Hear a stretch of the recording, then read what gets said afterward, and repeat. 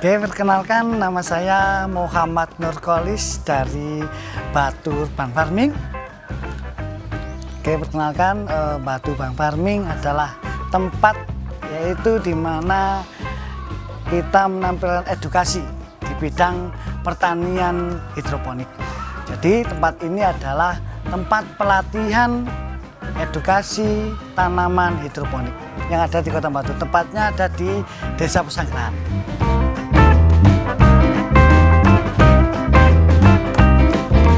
Kegiatan yang kita lakukan di Batu Urban Farming ini yaitu kita memberikan edukasi kepada masyarakat atau kepada teman-teman pelajar atau mahasiswa, yaitu tentang bercocok tanam dengan sistem hidroponik, dengan sistem tanpa menggunakan tanah tapi kita menggunakan media air.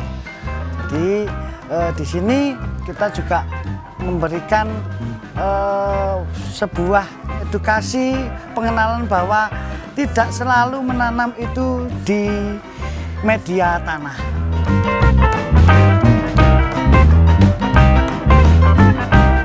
Di bisnis hidroponik ini sendiri, hidroponik memiliki harga yang lebih mahal atau lebih dibanding yang ada di persawahan yang ada di Kota Batu. Karena biasanya hidroponik itu permintaan untuk kita suplai ke supermarket, jadi harganya lebih naik daripada yang ada di sawah-sawah seperti itu.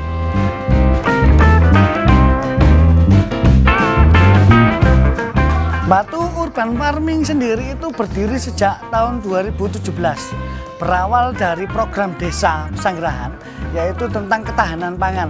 Nah, sebelum ada pandemi itu Desa Pesanggerahan sudah memiliki program yaitu ketahanan pangan. Di 2017 kita bangun greenhouse ini untuk kita budidaya tanaman hidroponik. Jadi 2017 itu berawal dari program desa yaitu ketahanan pangan, muncullah Batu Urban Farming ini. Nah, setelah itu di saat-saat pandemi 2019 itu kita sudah bisa memberikan sebuah bantuan sedikit untuk masyarakat, karena di sini saya sebagai pengelola, saya ditunjuk desa sebagai pengelola, saya bekerja sama dengan teman-teman Karang Taruna, juga ibu-ibu PKK yang ada di Desa Pesanggerahan.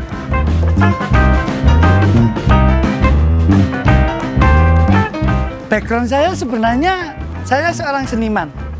Jadi saya seorang seniman, berawal dari kesenian, saya seniman ludruk, tapi menjadi seorang petani. Loh, kok bisa seorang seniman kok menjadi petani seperti ini?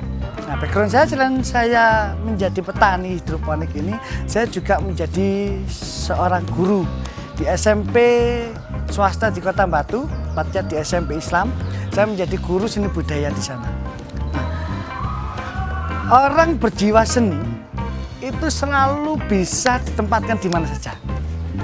Jangankan di dunia pendidikan, di dunia peternakan, kalau orang seni, berjiwa seni pasti bisa.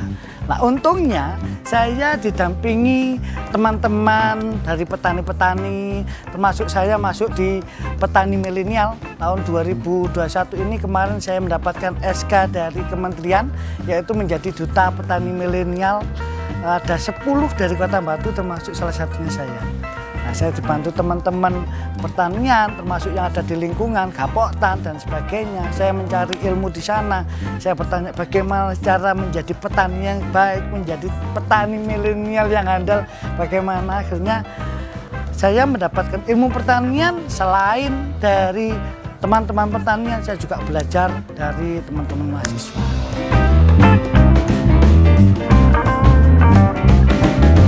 Tanaman yang ada di Batu Urban Farming ini ada beberapa komoditas, yaitu ada seperti yang di depan ini ada selada merah, lolo rosa, juga ada tanaman kale, ada tanaman stroberi, ada pakcoy, ada kangkung, ada tomat cherry, masih banyak sepertinya kalau disebutkan, karena memang di sini kita buat rangkaiannya itu untuk edukasi tadi. Jadi kita tidak terfokus kepada satu tanaman, tapi beberapa tanaman, beberapa masalah yang ada di tanaman-tanaman tersebut untuk edukasi bagi teman-teman.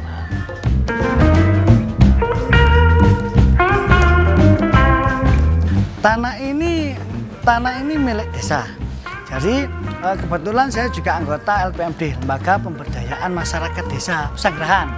Nah, di dalam lembaga desa itu saya diberikan amanat untuk mengelola atau menghidupkan greenhouse ini. Bagaimana greenhouse yang ada di Desa Pesanggerahan ini itu bisa berkembang atau bisa lebih maju. Akhirnya saya branding dengan nama Batu Urban Farming. Nanti kita branding dengan Batu Urban Farming. Akhirnya sampai bisa berumur sampai sekarang antara 5 tahun. Kita masih berjalan 5 tahun. Kalau dikatakan bayi, kita masih bayi lucu-lucunya itu loh ya. Iya.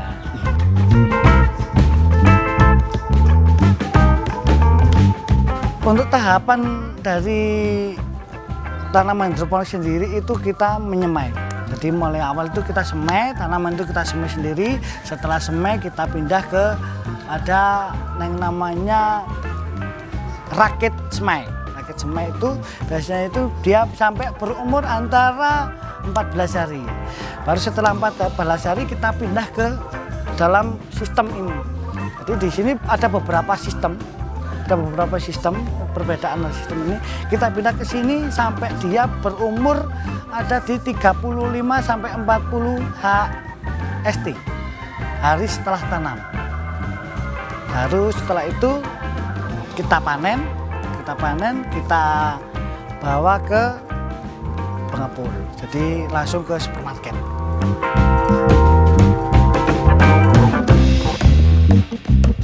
Dari pembibitan sampai panen itu kurang lebih antara 40 sampai 45 hari. Mulai benih sampai hasil panen.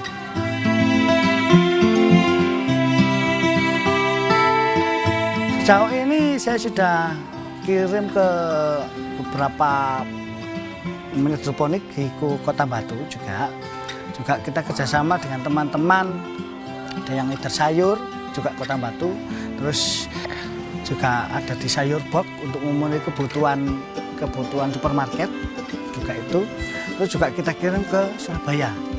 Jadi kita kirim ke Surabaya. Kalau yang di Surabaya itu permintaan sebenarnya setiap hari. Cuman karena lahan kita yang terlalu sedikit, jadi belum bisa kita layani untuk setiap hari.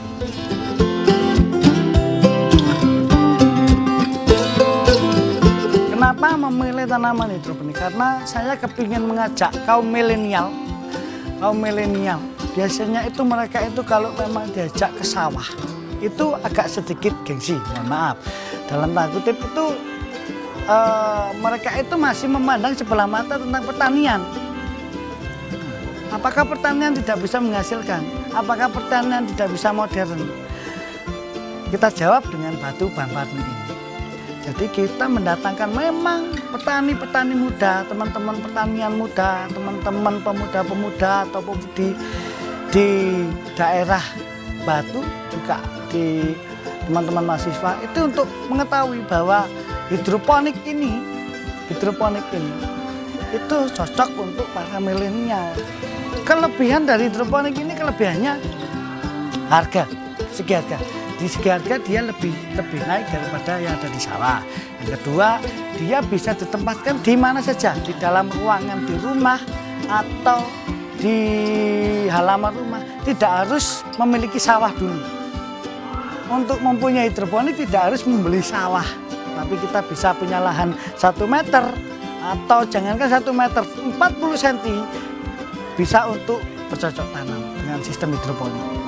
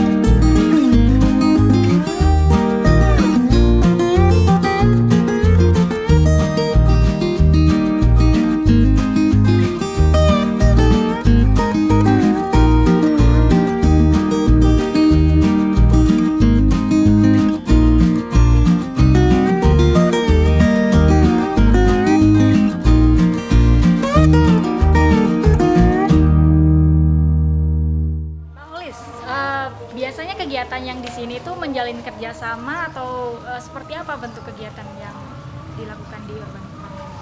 Kegiatan di sini itu kita juga kerjasama. Jadi kita MOU dengan sekolah-sekolah yang ada di Kota Batu, juga ada kampus-kampus. Nah, kita MOU untuk menerima mahasiswa magang. Terus untuk yang di sayuran ini, kita juga kerjasama dengan teman-teman penyuplai tanaman ke supermarket. Jadi mereka di sini juga akan belajar gitu ya bagaimana budidaya dari tanaman hidroponik dan lain sebagainya gitu ya. Ya, mereka belajar cara budidaya tanaman hidroponik ya, mulai dari nol sampai hasil panen. Termasuk cara membuat instalasi, cara membuat nutrisi sendiri itu kita berikan di sini. Oke. Betul. Nah, berkaitan dengan harga tadi kan sempat disinggung nih kalau harganya lumayan lebih lah dibandingkan tanaman konvensional yang ditanam di tanah gitu. Nah, itu kira-kira harganya mulai berapa sih? Harganya biasanya kan juga tergantung pasar, ya kan. Tapi kita tetap masih ada di atas rata-rata. Contohnya selada merah. Lorosa itu kemarin kita di harga 20.000 per kilo. 20.000 per kilo. Kalau kangkung? Kalau kangkung itu ada di harga 10.000 sampai 15. Nah, itu. 10-15. Jadi kita masih ada di atasnya. Seperti pakcoy itu ya, pakcoy itu kalau orang di sawah itu dia ngomongnya sawi daging. Ya, sawi daging. Sawi daging. Sawi daging itu biasanya di pasar itu harga 3.000, 5.000, kita masih kuat di atas 10 sampai 15. Per apa itu? Per kilo. Per kilo. Per kilo. Tapi biasanya itu kita kemas. Biasanya kan kalau di pasar nih kita beli per ikat tuh. Per ikat. Per ikat katakanlah satu ikat gitu, kalau hidroponik berapa? Satu ikat hidroponik kita bisa jual 5.000. Satu tanaman ini kita jual. Jadi memang perlu kita beri sentuhan. Kita beri sentuhan, contohnya kita beli packing. Kita berikan sebuah stiker, kita kasih stiker, untuk itu kita pakai stiker aja harganya sudah naik. Oke, jadi dibuat kemasannya. Kemasan, gitu. ya kita pakai packing. Tapi sebenarnya dari sisi kualitas seperti apa sih? Apakah lebih bagus hidroponik dibandingkan tanaman konvensional? Kalau di hidroponik itu biasanya kan memang ada kita yang biasa hidroponik itu dipakai organik. Jadi pakai ada yang Alami hidroponik itu yang tadi. alami, ada yang alami, memang ada yang pakai nutrisi. Nah, seperti itu. Kalau di sawah kan biasanya terlalu banyak pupuk, juga terlalu banyak pestisida, itu sepertinya lebih bagus yang organik gitu Jadi loh. kalau tanaman organik seperti ini memang memerlukan effort yang lebih ya. Lebih membayar, membeli ya. Nah, berkaitan dengan usaha ini sendiri atau kegiatan kesibukan Pak Nurholis sendiri ini kan di urban farming nih, punya prinsip tertentu nggak? Memegang prinsip apa sih ketika menjalankan bisnis ini dari tahun 2017? 2017. Prinsip saya cuma di saat kita mau berbagi, pasti kita akan dikasih lebih. Jadi itu yang tertanam di dalam saya. Di saat saya mau berbagi, yang saya yakini di saat saya berbagi, saya tidak akan semakin habis, tapi semakin bertambah. Nah, makanya apa yang bisa saya bagi di Batu Farm Farming ini, selain saya membagikan edukasi atau memberikan ilmu kepada teman-teman, kita memberikan pengalaman, paling tidak pengalaman untuk mereka. Kita juga bisa memberikan hasil dari ini untuk masyarakat. Banyak dari masyarakat itu yang senang, kita buat senang dengan walaupun hanya satu ikat atau 2 ikat saja. Yang penting kita kan tidak ada embel-embel biar nanti saya saat mencalon atau apa, biar tidak Jadi tanpa pamrih gitu. Tanpa pamrih. Memberikan pelayanan dan juga ketulusan untuk memberikan ilmu kepada orang-orang sekitar. Ya, tuh. Nah, mungkin pesan kali ya yang bisa disampaikan ke masyarakat muda yang sekarang cenderung bercita-cita menjadi YouTuber, influencer gitu. Ya. Ajaklah jadi petani modern gitu. Oke. YouTuber dan lain sebagainya itu memang tidak kita pungkiri, karena sekarang eranya di digital. Jadi termasuk di Batu Farm Farming ini kita juga perlu adanya suatu vlog dan sebagainya. Tapi Kolaborasi gitu kolaborasi. Tapi bagaimana sih kita memberikan suatu edukasi, memberikan suatu contoh, memberikan suatu gambaran dalam bentuk vlog atau dalam bentuk ilmu di bidang pertanian. Nah, itu yang kepingin Kolaborasikan kolaborasi. bidang pertanian dengan digitalisasi Digital yang ya. ada sekarang. Iya, seperti itu pinginnya. Ada harapan atau rencana terdekat yang ingin dilakukan di urban farming? Mungkin dalam waktu terdekat ini kita akan juga menambah tempat. Kita sudah siapkan, sudah kita bersihkan, cuman tinggal pendirian greenhouse. Nanti untuk biar teman-teman itu yang belajar itu kita punya wadah banyak. Ada yang di sana, ada yang di sini, ada yang di sini. Termasuk Batu Urban Farming ini kita juga melahirkan, bahasanya melahirkan. Kita melahirkan ada yang namanya P4S Rojokoyo Farm. Apa itu? P4S Rojokoyo Farm itu pusat pelatihan pedesaan swadaya. Yaitu untuk di ranah pertanian. Karena daerah Pesanggerahan ini banyak petani sapi. Nah, banyak petani sapi perah. Itu kita juga kepingin mengangkat mereka. Jadi tidak hanya saya secara pribadi, bukan, tapi kita bagaimana cara berbagi. Dari Batu Urban Farming ini, selain bisa melahirkan P4S, itu pusat pelatihan itu, kita juga kepinginnya bisa melahirkan teman-teman yang lain di dunia usaha yang lain, tidak selalu di pertanian. Dikembangkan karena yang berluas. Oke, terima kasih banyak untuk waktunya. Ya. Sukses selalu untuk urban farming-nya. Semoga next plan semoga tercapai ya untuk pertanian. Amin. Terima kasih Pak. Terima kasih.